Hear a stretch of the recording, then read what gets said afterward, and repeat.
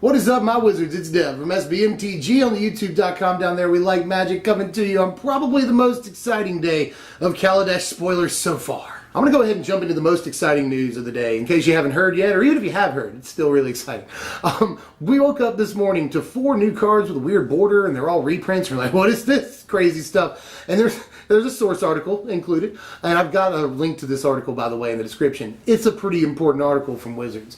Basically, what Wizards is going to be doing from now on, they say for the foreseeable future, is in every set, we will get a cycle of cards that are almost exactly, really, they function pretty much exactly like the Zendikar Expedition cycle. They're going to be reprints of powerful, sought-after cards, but they're only going to be playable in the formats that they're already legal in. So if you open, a masterpiece, that's what they're calling them, if you open a masterpiece card in a Kaladesh booster, you can't play it in Standard unless it's already Standard legal. And there's only one cycle of cards that is Standard legal that you can open up. Aside from that, really cool news, there's 30 of these in Zendikar, in Kaladesh. And there's going to be 24 in Aire Revolt. They're talking about putting 50-ish or so of these different masterpiece cards in every single block. So we'll get, 25 in each set. That means Amonkhet is going to have its own block of masterpiece cards too. So this is really, really cool, and these cards are probably going to be highly valuable. Apparently they're about as rare as a premium mythic rare. So that's pretty rare, but you'll probably get one every few boxes. It's just like Zendikar Expeditions, basically. So there's some really exciting stuff, and they spoiled all 30 of these cards that are going to be in Kaladesh with brand new art, all of them gorgeous. So I'm going to run through these real quick so we can get hype. First of all, 3 legendary swords, and God, Sword of Fire and Ice looks really good. Look at that's just beautiful. Steel Overseer, which would be awesome if we could play it in Standard. That'd be pretty broken, but we can't. Static Orb is back, and look at that art too. It's like a lot of these arts are the perfect art. Just the perfect art for the card. We'll see Cloudstone Curio later. That is just amazingly, beautifully perfect. Here's Solemn Simulacrum, looking good. Soul Ring, best Soul Ring art ever, and that's might be a pretty penny right there. Sculpting Steel, which is super sweet. Scroll Rack, look at Scroll Rack. Rings of Brighthearth, which is, I guess, Commander, hey. Painter's Servant, look at Painter's Servant. 2 Moxes, look at that, Mox Opal and Chrome Mox, and God, are they both just breathtaking. Mind's Eye is back. That's cool. Mana Vault, they reprinted sort of Mana Vault. That's really good. Lotus Petal, and look how beautiful Lotus Petal is, you guys. That is just, I love Lotus Petal. Lightning Greaves, another one for Commander players. Hey, Lightning Greaves, you're really good looking. Crucible of Worlds. Get hyped for Crucible of Worlds. Here's the Cloudstone Curio I was talking about. That's just the perfect art for this card. That's what it's supposed to look like. Chromatic Lantern is back. That's, hey buddy, I remember playing you for a long time in Standard, played Toast. Champion's Helm, hey guy, you're back randomly. That's really cool. Aether Vial, everybody is here. Hello, Aether Vial, you showed up. Everyone was like, hey, you might get reprinted in Standard. And smart people were like, no, you won't. And here you are in the Masterpiece cycle. Aether Vial. Mana Crypt, for God's sake, is back. That's amazing. Gauntlet of Power, that's just a callback to when we played Crazy Magic back in the day. Gauntlet of Power is back. Hangerback Walker is back. You can play it in Modern once Origin rotates out and this card becomes a thing. And then the Gear Hulk cycle is the cycle that's playable in Standard, and all of these are beautiful. And we got to see the red Gear Hulk, which we will cover in just a second. But so far, that is all of them, actually. That is all of the I guess the expedition cycle for this set. The way this works, by the way, I want to just throw this in at the very end here, is that in Zendikar they were called expeditions. In Kaladesh they're called inventions. They're Kaladesh inventions. But the overall cycle of these in every set is going to be called the masterpiece cycle. So how crazy is that? There's a lot of these. There's 30 is a lot. And a lot of them are really good. Like Lotus Petal's back. That's so cool. Mana Crypt. What Mana Crypt? Aether Vial. Mana Vault. Like, that's insane. Like, I can't really, like, I don't have words. I'm just going to gush for another 10 seconds or so before I move on to the actual Kaladesh spoilers for the day. Because, like, I am so super happy they did this. And I don't know how many people are like, boo this. Like, I don't, maybe some, you know, maybe some collectors are like, oh, cards will lose value. But that hasn't been the case every time that they've tried to do something similar to this, especially with expeditions. It didn't really drive values down that much on the existing versions at all. So it's just going to be really pretty versions of cards that are nice and you can open them randomly. I think this is going to really drive sales on Kaladesh boosters. And if you were a cynical person, you could say that that's the entire reason they've done it, and that probably is like 70% of the reason they've done it. But this is something for the players. That's all I'm going to say. You buy Kaladesh boosters, you got a pretty good chance of getting something really beautiful that will hold some value, and you can play it in some formats, because almost all of these are playable in some format or another. So, super awesome, and I'm pretty stoked about this. But they also spoiled some boring old regular Kaladesh spoilers today. But they're not so boring. A lot of these are actually really, really interesting, and some of these will definitely have some sort of impact. So let me go ahead and give you the red Gear Hulk here. This is Combustible Gear Hulk. It's 6 mana for a 6/6 first strike. That's 4 generic and 2 red, by the way. When Combustible Gear Hulk enters the battlefield, target opponent may have you draw 3 cards. If the player doesn't, you put the top 3 cards of your library into your graveyard. Then Combustible Gear Hulk deals damage to that player equal to the total converted mana cost of those cards. This card is good. This card is good. A lot of people are complaining about this. Like, this doesn't do good stuff. Yes, it does. What are you talking about? Like, I don't know if it's the best Gear Hulk or not, but a couple of awesome things going for this. First of all, drawing 3 cards. Drawing 3 cards is really stupid sweet, and your opponent probably won't want you to do that. Although if they're at a certain life total, they're kind of going to have to let you draw 3 cards, which in the mid game is insanely good. Like, by the time you have 6 mana, it's sort of the mid to late game, you know? And drawing 3 cards is just a straight up refill. Your opponent doesn't want you to do it, but if you put them at like 8 or 12 life in that range, they're not going to want to just have to maybe take a bunch of damage. And there is the, you know, you might get 2 lands in an actual card when you mill, you know, and he'll do like a little bit of damage. There's a chance of that, but this obviously goes in a big red shell, or maybe a Jun shell, any deck that's going to play a lot of cards high up on the curve. Maybe a ramp deck, something like that. So if you just played a bunch of maybe big Eldrazi, that's one thing. Or even in a big red shell, you just play Chandra, Goblin Dark Dwellers. There's a bunch of stuff at 5 and 6 mana that you play. Maybe in Mardu, because you can play Sorin, has also a similar effect. And Sorin costs a lot. You reveal a Sorin off of this when you mill it, and you'll deal 6 to them at least. So this card can just end the game when it comes down, especially in the shell that it wants to go in, because you have a chance of flipping over like 2 cards that cost 5, or a card that costs 4 and a card that costs 6. Like, it's not really that hard. It's not Christmas Land or anything. So I think this card is fantastic, and although it does give your opponent the choice, which is traditionally bad, the choice is going to be bad for them either way. They don't want you drawing 3 cards that late in the game and getting a straight up refill. That's insane. They also don't want to take like 8 damage or more a lot of the time. So I love the choice on this card. I think it's bad for your opponent either way. I love that it comes on a huge body, and I love the shell that it could go in. So I'm a fan of this Gear Hulk. Forgive me my being hyper, by the way. I'm still pretty jacked about the Masterpiece cards. But, again, they did show some cards today from actual Kaladesh that are worth getting jacked about. Not just the Gear Hulk, but this thing right here. This is Tool Shaper Paradigm. It's just 1 white mana for a 1/1 Dwarf Artificer with, at the beginning of your combat step, if you control an artifact, Tool Shaper Paradigm gains +2/+1 until end of turn. If you control at least 3 artifacts, Metalcraft, it also gains First Strike until end of turn. Okay, so this has 2 almost immediate shells that it goes into in Standard right now. It could go in the red-white Equips deck, you know. This plus Bonesaw looks pretty good right there. And it obviously goes into the Vehicle deck. Not bad at all, you know. Early game, you can get that second artifact turn 2 super easy, you know. Just play, like, the 2 mana cost Vehicle, this thing that we spoiled the other day. Seems really good with this.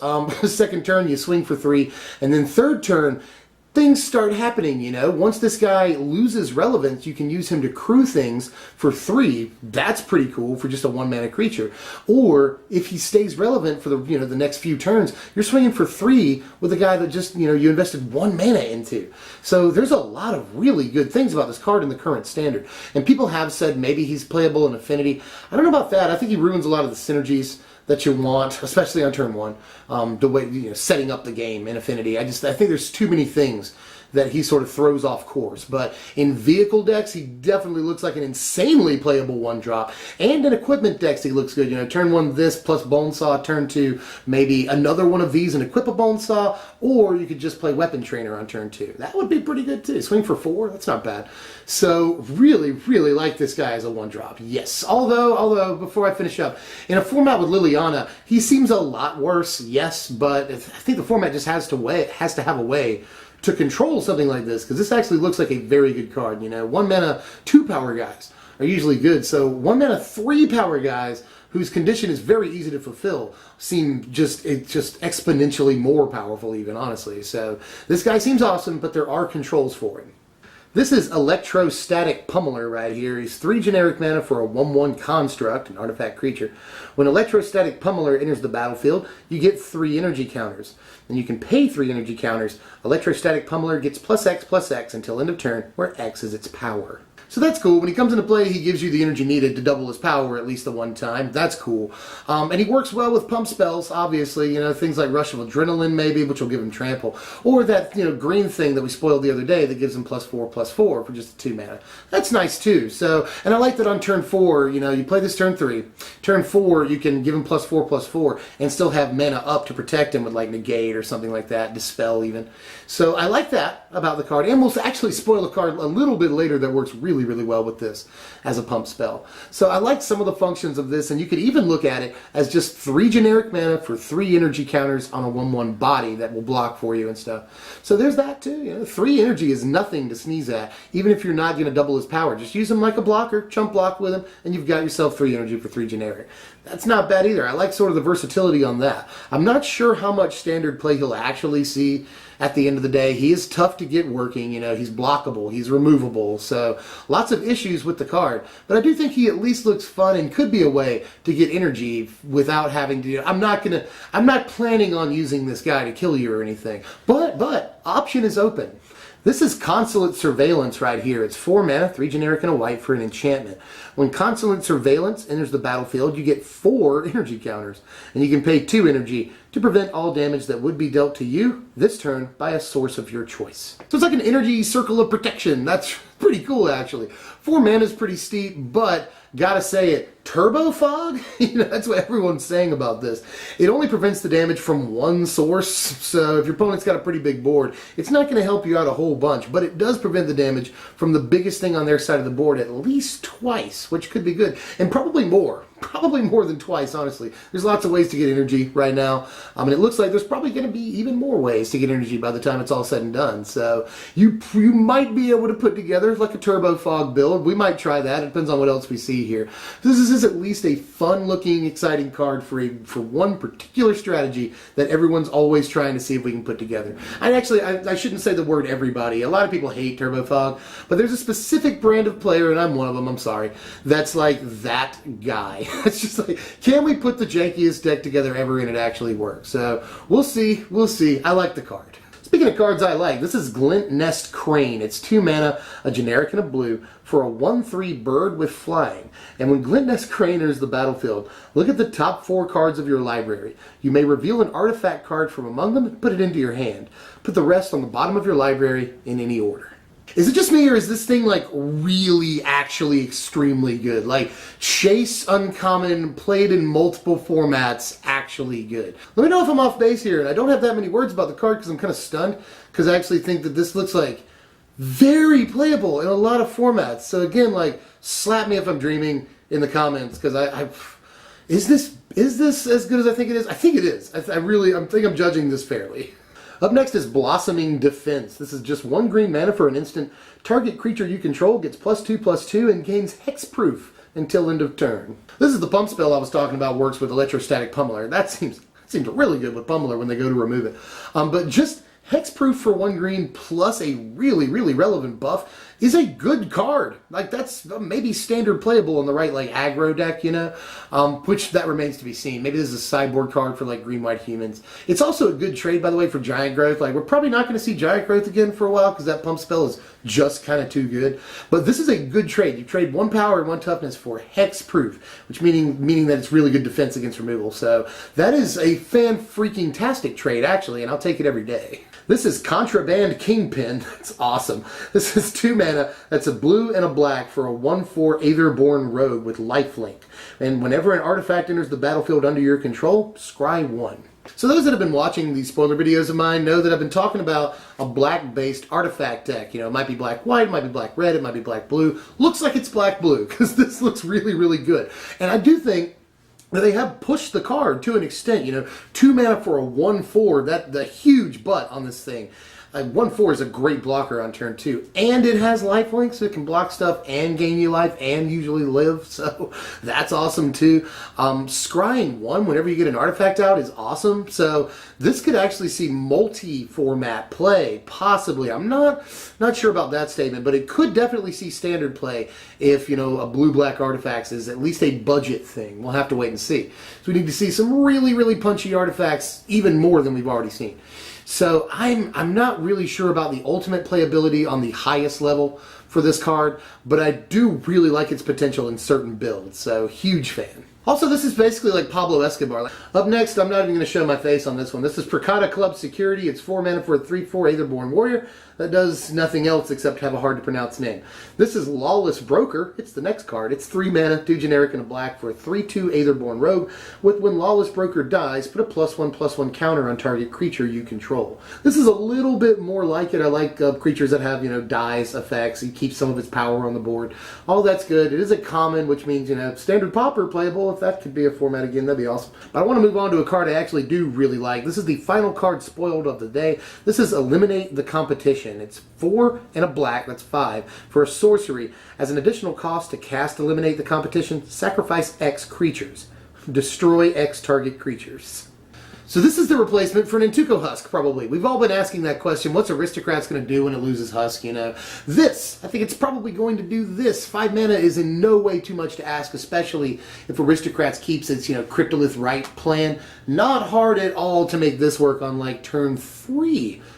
Honestly, because you can tap the guys to play the spell and then sacrifice the guys and then blow away their side of the board. Possible, sets you back a little bit too, but if you have Zulaport Cutthroat out, you deal a little bit of damage, you gain some life, so that's pretty cool. I just really like the implications for this, and I'm totally willing to play, or to pay 5 mana for this card, especially the way Aristocrats is built in the present. So I like this card. I like that Aristocrats has a way of wiping the other side of the board. That's insane when you think about it. Aristocrats, you know, usually just interacts with its own side of the board for the most part. It draws cards, you know, it does deal damage to them, but it doesn't necessarily interact with the other side of the board that much. This card gives it a way to sort of the ultimate interaction with the other side of the board, you know. I'll sacrifice these 3 guys, keep a couple of good guys out, and then destroy your best creatures, you know. So I really am a fan of this card's function a lot, not even just in Aristocrats. I don't think it's going to see play outside of an Aristocrats, you know, sacrifice build, basically.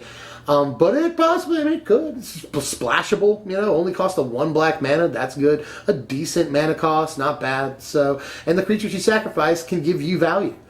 So, I mean, this looks like a pretty powerful card that will make a certain kind of deck playable. It will continue to be playable because of this card.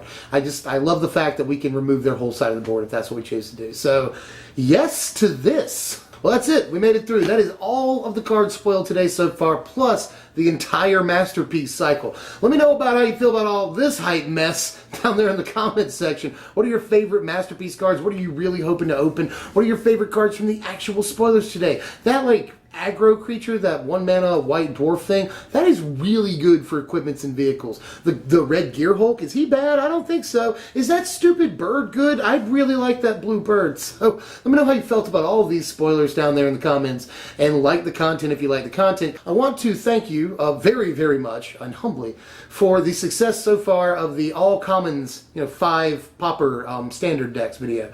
That video got 1,000 likes within just a few hours, and that's like freaking insane. And you can click right here and see that video if you haven't seen it yet, because apparently a lot of people really, really like it, and I can't tell you how much I am thankful for the response so far to this video. Anyway, as always, I gotta finish this thing up. I'm Dev from SBMTG. Thanks for watching, my wizards.